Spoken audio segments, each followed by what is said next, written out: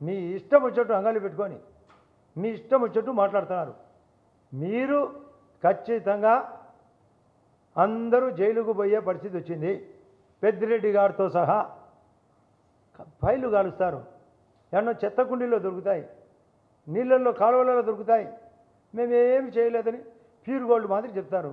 దొరికినారు కదా, రైడింగ్స్ జరుగుతున్నాయి కదా, సిబిసిడికి కొన్ని, ఏసీబీకి కొన్ని. 40 లక్షల కంటే ఫ్రాడ్ ఎక్కువైతే ఈడీ కూడా ఎంటర్ అవుతుంది. వీళ్ళు ఒక్క లిక్కర్లోనే ఏదో కేజ్రీవాల్ గారు అక్కడ మహా అంటే 1,000 కోట్ల పుణ్యానికి అందరూ జైలు పాలు. వాళ్ళ ముఖ్యమంత్రి గారు, వాళ్ళ ఉప ముఖ్యమంత్రి కవితమ్మ గారు. ఇక్కడ 1,00,000 కోట్ల స్కామ్. కుక్క దొరికినట్టు దొరుకుతారు, ఎరి కుక్క దొరికినట్టు. జైలుకు పోయేది జైలు గదులు సరిపోవు. పరామర్శ అంట, అది పర్వతం లాంటి సంఖ్య ఉంది. ఏంది పరామర్శ? నిన్న పేర్నినారు గారు పోయినారంట. అలా పోయి ఇలా పోయి వస్తే ఆ పిన్నెల్లి రామకృష్ణారెడ్డి మళ్ళా లోపల ఉన్నాడు. వాళ్ళ తమ్ముడు ఎక్కడున్నాడో తెలియకుండా పారిపోయినాడు. వంశీ గణవరం వంశీ ట్రేస్ అవుట్ లేదు. వాసుదేవరెడ్డి బీవరేజెస్ కార్పొరేషను ఎండి గారు లోపల ఉన్నాడు. అన్నీ ఒక్కొక్కటి సినిమా బయటకు వస్తుంది. ఏంది మీది? ఏమి చేయాలనుకున్నారు ఈ రాష్ట్రాన్ని? మళ్ళీ తిరిగి వస్తారంట. అంటే మేమన్నా ఎన్డీఏ కూటమి ఏమన్నా చెవిలో పువ్వు పెట్టుకునేదా మీరు వచ్చేదానికి? చెప్పుతో కొట్టి స్వాగతంపుతాం, మీకు రాజకీయాలు లేకుండా చేస్తాం, 0 స్థానం మీకు. ఇది జగన్మోహన్ రెడ్డికి హెచ్చరిక. కోడికత్తి కేసు ఆదినారాయణ రెడ్డి మీద, వివేకానంద రెడ్డి కేసు. చంపినారు, మీరు కోడిని కోసుకున్నారు, తిన్నారు. మాంసము ఫ్రిడ్జ్లో దొరికింది, మీ కడుపులో దొరికింది, ఈగలు దిబ్బలో దొరికినాయి. ఇంకా మేము చంపలేదంటే ఎవరు చంపినారు? నేను సామెత చెప్తున్నా. మీ కోడిని మీరే కోసుకున్నారు, మీరే తిన్నారు, మాకేం సంబంధం లే. ఆ కోడి కత్తి కేసులో దొరికినారు. ఎన్ఐఏ తేల్చింది దొంగ డ్రామా అని. ఆ బొత్స సత్యనారాయణ గారు మళ్ళీ ఏదో కంటెంట్ చేయబోతున్నాడంట. అది ఇంటికే పోయిందనే. అంటే అతని ఎక్కడ కాంగ్రెస్ అయికు పోతాడనే భయపడి వైఎస్ఆర్ సీట్ ఇచ్చినాడు. అది పోయే సీటే. అంటే మామూలుగా మా దగ్గర ఒక సామెత ఉన్నది. పెద్ద వీరారెడ్డి, చిన్న వీరారెడ్డిని, మా పల్లెలో పెద్ద వీరారెడ్డిని ఒక చిన్న కేసులో పోలీసులు అరెస్ట్ చేస్తారు. ఆయన పోతూ అరే నాయన, అరే బాలవీరారెడ్డి ఎద్దులకు సొప్ప బాగా చూసుకోరా అని చెప్పినాడంట. పోలీసు వాళ్ళు సొప్పసాటున దాక్కున్నాడని పట్టకపోతా చిన్న వీరారెడ్డి అడిగినాడంట. ఏమన్నా నా పేరు ఎందుకు చెప్పినామంటే, నాకు తోడు ఎవరు రాని ఈ బొచ్చేసారి సత్యనారాయణ గారిని తోడు కోసమే ఆడ పోటీ చేయించాడు. నీకు అర్థమైంది సామెత? పోతూ అందరినీ రాచపీనుగా ఊరికనే పోదంట, అందరినీ దొరకపోతుంది. ఈ జగన్మోహన్ రెడ్డి పెద్ద రాచపీనుగా, సైతాన్.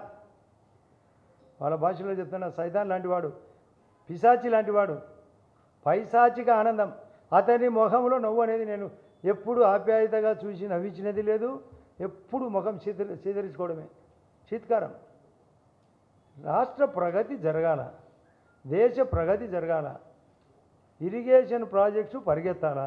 శ్రీశైలం నిండింది, నాగార్జున సాగర్ నిండబోతున్నది, పులిచెంతలకు విడుదల చేస్తారు, ప్రకాశం బ్యారేజ్ ద్వారా తిరిగి బందరు దగ్గర ఉండే సముద్రంలోకి చేరబోతున్నాయి, రాయలసీమ ప్రాజెక్టులన్నీ నిండాల,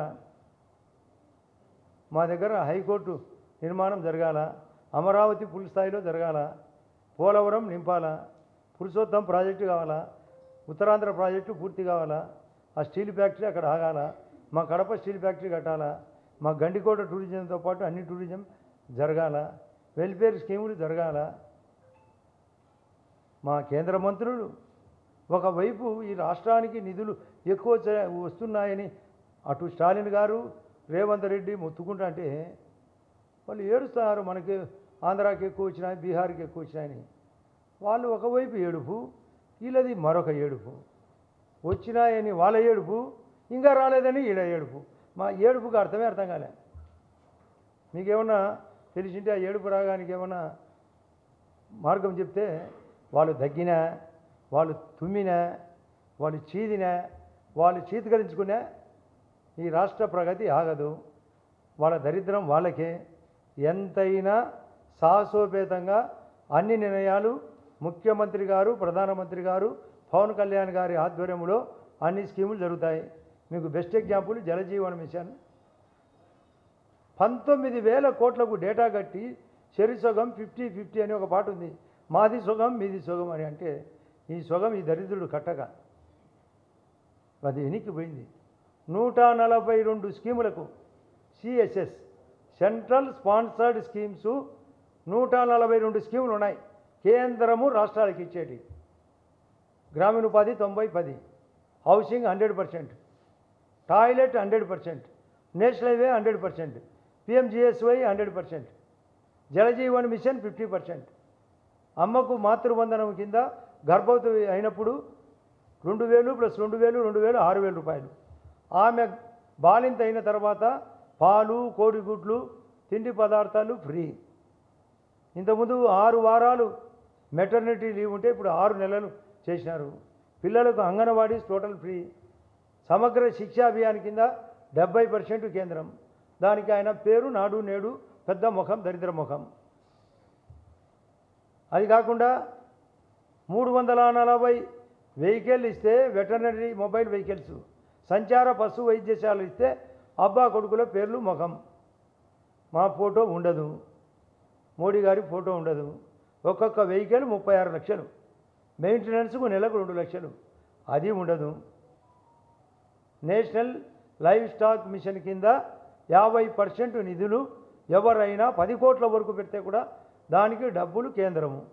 అంటే సెంట్రల్ స్పాన్సర్డ్ స్కీమ్స్లో 142 చెప్తా పోతే గంట సేపు కావాలా. 142 స్కీములు చదివితే మీకు కావాలంటే ఇస్తాం పట్టి ఏముండని. పిఎం ఈజీపీ కింద ప్రధానమంత్రి employment generation programme under MSME 35% subsidy, SC ఎస్టీలకు 45%. ముద్రా లోను గతంలో 10 లక్షలు ఉంటే 20 లక్షలు చేసినారు. మహిళలకు, మహిళా గ్రూపులకు 10 లక్షల నుంచి 20 లక్షల రూపాయలు వడ్డీ లేని రుణం. ఎన్ని కావాల్సింటే అన్ని. Startup funds, startup India, standup India, make in India, made in India, దాని కింద రాయితీలు, టూరిజం కింద రాయితీలు. ఇలా సెంట్రల్ స్కీములు, స్టేట్ స్కీములు, స్టేట్ బడ్జెట్ను కలిపి మొన్న మోడీ గారు ఇచ్చిన 50,400 కోట్లకు ప్లస్ ఒక 20,000 కోట్లు డివిడెంట్ కింద ఈ రాష్ట్రానికి వస్తుంది. అది జీతాలకు మాత్రమే సరిపోతుంది. స్టేట్ బడ్జెట్ ఈ సంక్షేమ పథకాలకు, ఈ స్పాన్సర్డ్ స్కీములకు ఎస్సీ ఎస్టీ బీసీ కార్పొరేషన్లు మొత్తం తగలబెట్టినాడు. వాటికి సబ్సిడీ రాబోతుంది. ఇవి ఒకవైపు స్పెషల్ పర్పస్ వెహికల్ కింద కేంద్రం గతంలో చెప్పిన ప్రకారం ఫారిన్ ఎయిడ్ అలో చేస్తుంది స్టేట్ గవర్నమెంట్కు, మన గవర్నమెంట్కు, సెంట్రల్. దాని కింద నిధులు రాబోతున్నాయి.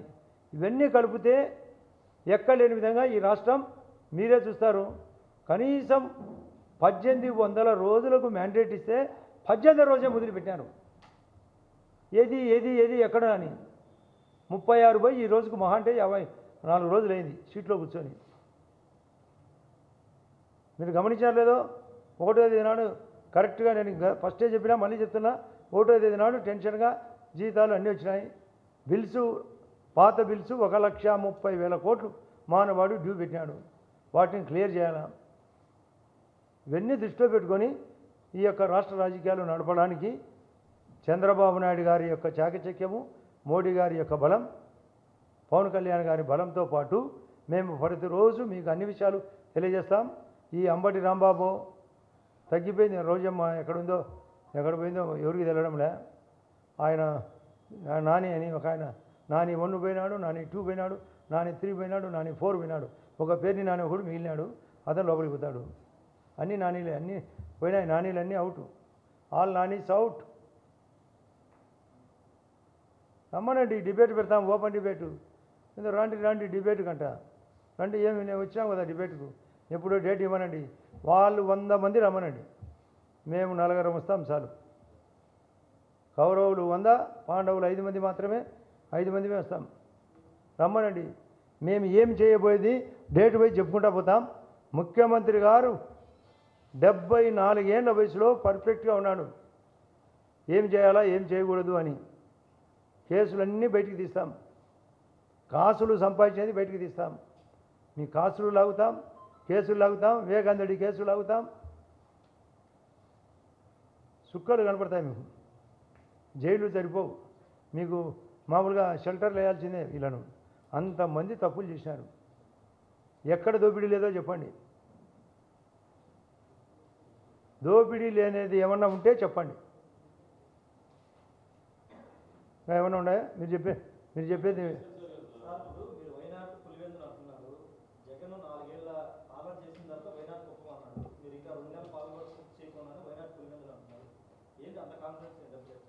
అసలు ఇప్పుడే చెప్తున్నా. పులివెందులలో బెస్ట్ ఎగ్జాంపుల్ చెప్పిన పాడా ఫండ్స్ అని. అంటే పులివెందుల ఏరియా డెవలప్మెంట్ ఫండ్స్కు 600 కోట్లు అప్పు పెట్టిపోయినాడు. అది 60 కోట్లు విలువైన పనులు కాదు, దోపిడీ జరిగింది. కాబట్టి అక్కడ కూడా అది గమనిస్తారు. వాళ్ళు ఏదో చేస్తాడు అని ఏదో ఊహించారు, అది చేయడు, అది ఇప్పిలేడు. కోర్టుకు పోతే కోర్టు ఒప్పుకోదు. కారణం తప్పుల పట్టి.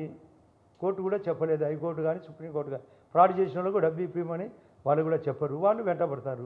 కాబట్టి వ్యవస్థ అక్కడ కూడా పోతుంది. కారణం చెప్తున్నా, ఎందుకుగాను అతను పోతాడు అనే దానికి. ఇప్పుడు బొత్స సత్యనారాయణ కూడా చెప్పిన, ఆయనకు కూడా పరిస్థితి ఎత్తిపోయింది. అందుకే పోతా పోతా అతనికి కంటెక్ట్ చేయించి ఇంకా పార్టీని క్లోజ్ చేసే పరిస్థితికి తెచ్చుకున్నాడు.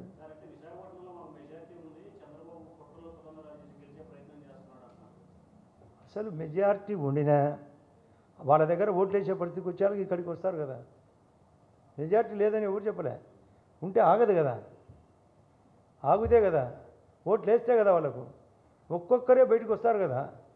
కారణం అక్కడ వేసిన ఫలితం లేదు, దొంగ నాటకం. ఆ రోజు గెలిచినట్టు కూడా పోలీస్ వ్యవస్థను అడ్డపెట్టి నామినేషన్ పత్రాలు సించేసి నేనే స్వయంగా చూసిన జమ్మలూడులో. ఆ విధంగా గెలిచినట్టు. కాబట్టి వాళ్ళు తిరిగి అక్కడ ఉండే దరిద్రమని ఇక్కడికి రాబోతున్నారు. రాజ్యసభలో ఏమి చేయని పరిస్థితిలో ఉంటే ఆ రోజు అవినాష్ రెడ్డి A8 అక్యూజ్డ్ కాడు, అతను ఓటరు. బెస్ట్ ఎగ్జాంపుల్ చెప్తున్నా. సిబిఐ ఇంత దూరం రాదు. లిబరల్గా పనిచేయబట్టే బీజేపీ ప్రభుత్వం రాజ్యసభలో వద్దన్నే మెజార్టీ ఉంది. వీళ్ళు అడ్డపడినా, వీళ్ళు అర్చి గీపెట్టినా మాకు రాజ్యసభలో లోక్సభలో స్పష్టమైన మెజార్టీ ఉంది. వీళ్ళు ఏదో ఊహించుకుంటుంటారు. జగన్మోహన్ రెడ్డి మొన్న కూడా చెప్పినాడు కదా, పిల్లవాడు పాలబుడ్డికి పాలు అమ్మ పాలని అడిగినట్టు రాష్ట్రపతి పాలన అడగడం చిన్న పిల్లవాడు పాలబుడ్డి అడిగినట్లుంది పరిస్థితి.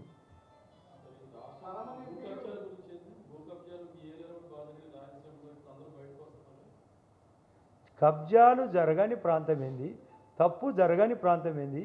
ఇసుకలో లేదా, మైండ్లో లేదా, ఎర్రచందనంలో లేదా? ఎర్రచందనం ఆ రోజు వెంకటేశ్వర స్వామి పెళ్లి నిమిత్తము మా ఆలగడ్డ దగ్గర ఉండే నరసింహస్వామి దగ్గర నుంచి అక్కడికి తిరుమలకు పోయేటప్పుడు ఆయనకు దేవతలు కార్పెట్ పడిస్తే ఒక చిన్న ముళ్ళు కాలి గుచ్చుకుంటే అందులో నుంచి రక్తం వస్తే అందులో నుంచి పుట్టినదే ఎర్రచందనం. ఆ ఎర్రచందనాన్ని కూడా ఈ పెద్దిరెడ్డి ధనదాహం. ఇప్పుడు చిత్తూరు ఎమ్మెల్యేగా పోటీ చేసిన అతను ధనదాహం, అది బయటకు వచ్చింది. ఫారెస్ట్ మినిస్టర్గా, మైన్స్ మినిస్టర్గా దోపిడీ, భూ కబ్జాలు దోపిడీ, లిక్కరు దోపిడీ. అది లిక్కరా పాడా? సారాయి సీసాలో పోసి లిక్కర్ అని అమ్మినారు. బ్రివరేజ్కు పోకుండానే నేరుగా అక్కడ స్టాల్ నుంచి ఇక్కడికి నేరుగా వచ్చింది. అది దోపిడీ. అందుకే బయటకు వచ్చింది. అందుకే పత్రాలు చించినారు. ఆయన అంటున్నాడు కంప్యూటర్లో చూస్తే తెలుస్తుందని. కంప్యూటర్కి ఎక్కించింటే కదా, కంప్యూటర్కి ఎక్కిలేదు, పత్రాలు నేరుగా చించినారు. ఎట్లా కంప్యూటర్కి ఎక్కితే కదా.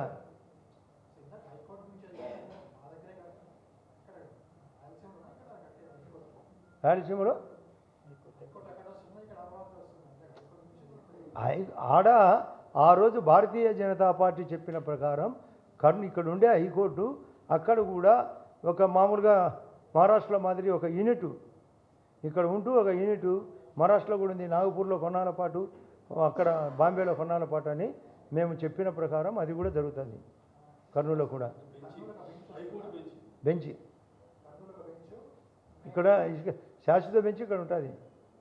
సమ్మర్ వెకేషన్ కానీ వింటర్ వెకేషన్ కానీ కొన్ని రోజుల పాటు అక్కడ పనిచేస్తుంది కూడా. ఇప్పుడు ఆల్రెడీ లోకాయుక్త కర్నూలు ఉంది, దానికి సపోర్ట్గా ఇది కూడా ఉంటుంది. ఎంపీలు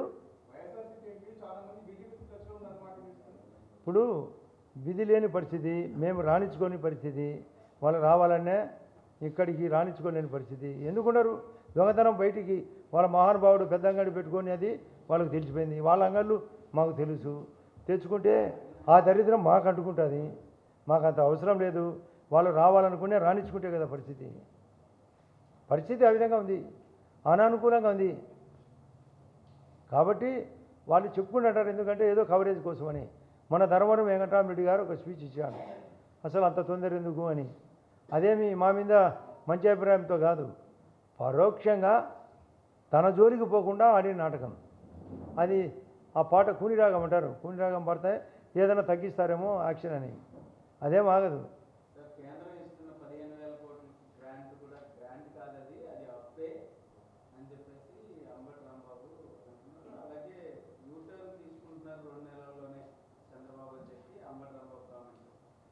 రాంబాబు గారు ఏ కామెంట్ అయినా చేస్తాడు, యూ టర్న్ ఉండదు. ఎప్పటికీ ఒకటే టర్ను, ఒకటే కూటమి, ఇంకా బలంగా ఉంటుంది. ఇంకా టోటల్ అన్ని స్థానాలు 200 స్థానాలు వచ్చేదానికే మా ప్లాన్ ఉంది. నేను ఫస్టే చెప్పినా వాళ్ళకి 0 అని, వాళ్ళ మ్యాథమెటిక్సే చెప్తున్నాయి. 200 అని చెప్తే 15 వచ్చినాయి, ఈసారి మాకు 9 అని చెప్తే 200 వస్తాయని వాళ్ళకి 0 అని. కారణం ఈ యొక్క ప్రగతి. మేము ఆ మాదిరి చేయాల్సిన అవసరం లేదు. ఈ మోడీ గారు అక్కడ, ఇక్కడ చంద్రబాబు నాయుడు గారు, అందరూ పనిచేస్తాం. ప్రతి చోట న్యాయం జరుగుతుంది. మొన్న నేను పార్థసారథి గారితో మాట్లాడినప్పుడు అందరికీ హౌసింగ్, ఆయన పార్థసారథి గారు నూజివీడు ఎమ్మెల్యే గారు, మంత్రి కూడా, అందరికీ ఇండ్లు కూడా 2.5 లక్ష సెంట్రల్ ఇస్తే 1.5 లక్ష కలిపి అందరికీ జర్నలిస్టులకు కూడా ఇండ్లని ప్రకటించాడు. నేను నిన్న కూడా మార్నింగ్ మాట్లాడాను. టిడ్కో హౌస్ ఆయన కిందికి రాదు, నారాయణ గారికి వస్తుంది. మీరందరూ ఎక్కువ మంది టిడ్కో కింద ఆధారపడి ఉంటారు. అందరికీ హౌసింగ్ ఇవ్వాలనే ఉద్దేశంతో అన్నీ బయట ఉండేటి కట్టిన వాటిని 90, 95, 99% కడితే కూడా ఆపినాడు ఈ దరిద్రుడు. దాన్ని కరోనా కేంద్రాలుగా చేసినాడు, క్వారంటైన్ సెంటర్లుగా పెట్టినాడు మా దగ్గర అయితే. ఎందుకంటే దాంట్లో చేరకూడదు. అమరావతి ముఖ్యమంత్రి గారు స్టార్ట్ చేశారు, చంద్రబాబు నాయుడు గారు ఆపాల. టిడ్కో హౌసు చంద్రబాబు నాయుడు స్టార్ట్ చేశాడు, ఆపాల. పోలవరం స్టార్ట్ చేసినాడు, ఆపాల. పట్టిసీమ వద్దన్నాడు, పట్టిసీమ నుంచి నీళ్లు కంటిన్యూ వస్తుంది. అసలు ఎన్ని రకాలుగానో మీకు ఇరిగేషన్ గురించి మన శ్రీశైలం దగ్గర ముఖ్యమంత్రి గారు స్వయంగా చెప్పినారు, రాయలసీమకు ప్రతి ఒక్కరికి అన్ని ఎకరాలకు సాగునీరు అందిస్తామని, తాగునీరు అందిస్తామని. మన పవన్ కళ్యాణ్ గారు జలజీవన్ మిషన్ కింద 10,500 కోట్లు వరల్డ్ బ్యాంక్ నుంచి ఫండ్స్ కోసం ట్రై చేస్తున్నారు, అది కూడా సక్సెస్ అవుతుంది. మీకు కొన్ని విషయాలు అన్నీ కలిపి చెప్పాలనేది మా ఉద్దేశం. మీకే కాదు, ఇది లోకానికి తెలియాలా ఏం జరుగుతుంది, ఈ దరిద్రులు ఏం మాట్లాడుతున్నారు, కౌంటర్ తెలియాలా. ముఖ్యమంత్రి గారి ఆలోచన ఏంది, ప్రజల ఆలోచన ఏంది. ప్రజలు చీకొడతారు కదా, ఇంకా ఎందుకు మీరు ఏడుపు. పార్టీని మూసుకోండి, రాజకీయాలకు మీరు అన్ఫిట్. రైట్ మా, థ్యాంక్ యూ.